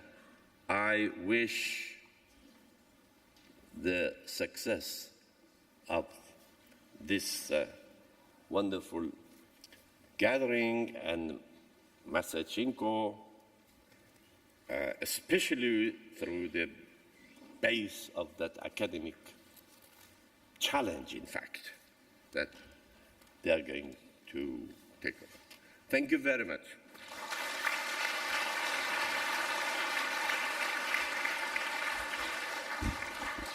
Thank you very much, Excellencies. Excellences, Mesdames et Messieurs. Excellencies, ladies and gentlemen, we have spoken about education, about love, ethics, morals, cause and effect, sacred education, religious education, in order to preserve peace and harmony in the world. Now, we will be looking at a concrete example, education for peace, and specifically the example of the Foundation for Peace Research, which was created in Côte d'Ivoire. And I would like to give the floor to Mr. Jean-Noël Loukou, who is the General Secretary of the Félix Houphouët-Boigny Foundation for Peace Research, which is located in Côte d'Ivoire. You have the floor.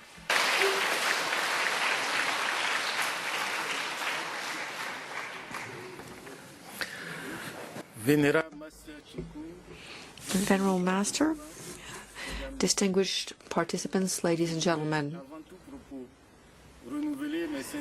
First, I would like to most sincerely thank the Venerable Master Ching Kung, the Association of the Friends of the Ching Kung Foundation here at UNESCO, and the World Buddhist Fellowship to have helped us to create our Foundation for Peace Research, which is a private association that is non-profit and associated with UNESCO.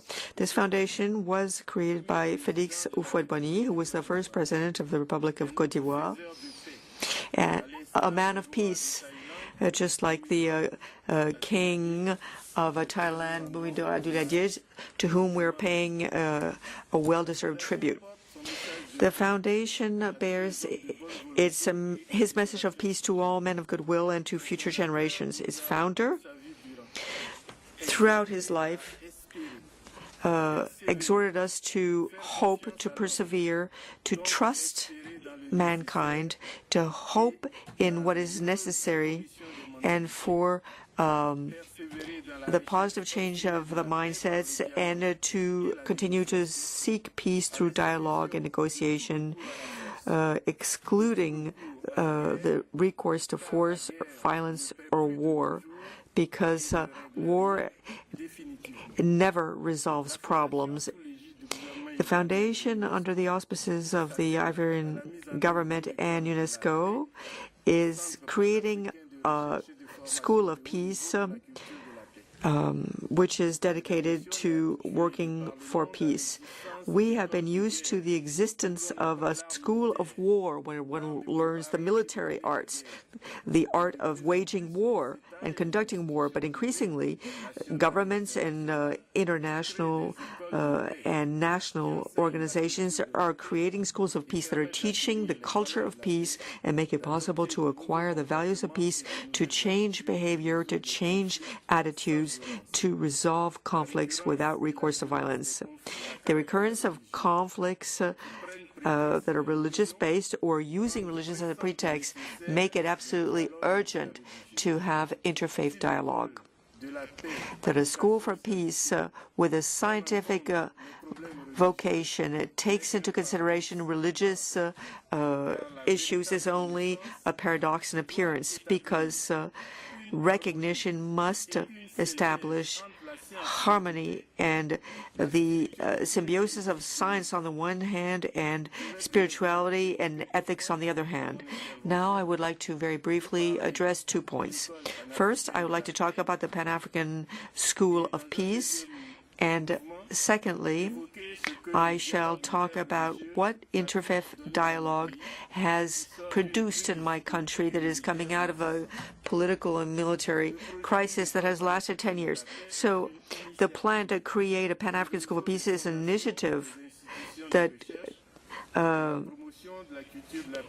wants to promote the culture of peace in Africa. The project was supported by the African Union, the support of UNESCO, and the Côte d'Ivoire government. UNESCO recommended to the General Conference that a resolution be adopted creating this school and delegated to the Executive Board the authority and the prerogatives to create such a school as a center of Category 2 under the auspices of UNESCO. The school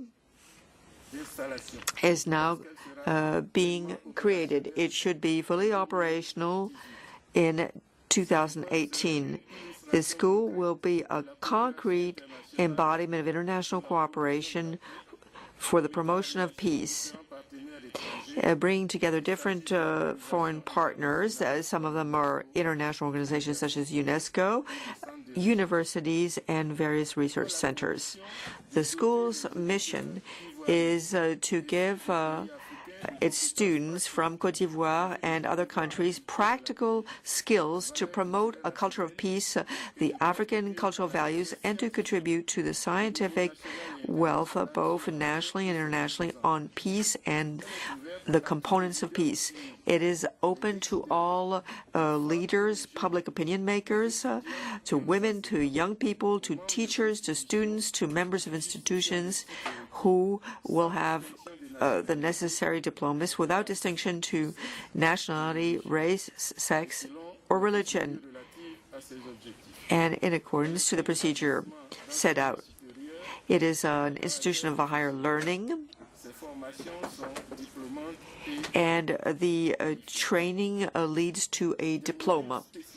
Specific modules are dedicated to the role and the contribution of religions, including the traditional African religions, so their contribution to peace and to interfaith dialogue and to a culture of peace. In the medium term, the school will take in students for a bachelor's, master's, and PhD programs. We hope to establish a fruitful collaboration with the very excellent initiative of the Venerable Master Ching Kung to create a university of religion. In closing, I'd like to say a couple of words about what the Interfaith Dialogue has produced in my country. As I said in my introductory remarks, my country has gone through a very large political and military crisis from 2002 to 2011.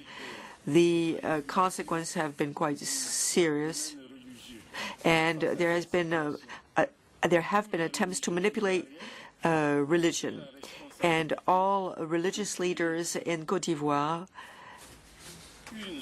have taken upon themselves to create a structure in order to preserve dialogue between different religious leaders. This structure was created in 1997 and is called the National Forum for Religious Faith.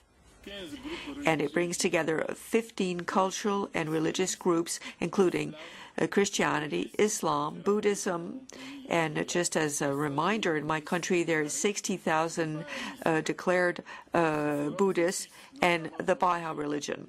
The forum's objective is to consolidate and to perpetuate peaceful coexistence and the spirit of brotherhood, to prevent conflict through regular meetings, and to provide good information on religious faiths in order to fight against prejudice and disinformation. One of the preliminary results achieved through this interfaith dialogue was the consolidation of relationships between religions. Christians and Muslims, who represent together 2/3 of believers, have now enjoyed better, quieter relations. So, in this way, the religious leaders of all faiths have played a role as mediators in the Ivorian crisis. The interfaith dialogue makes it possible to avert the worst, even if religious cleavage still contribute to the strategies of some parties. And it has been possible to deepen spirituality and the social commitment of religious leaders represented in the Commissions of Truth and Reconciliation and Reparation for Victims. By creating a school of peace, we are basically saying that men can be changed through education. By calling upon interfaith dialogue, we are basically encouraging all believers to respect the different pathways to reach the single Creator, so that they may meet, better understand one another, and I thank you.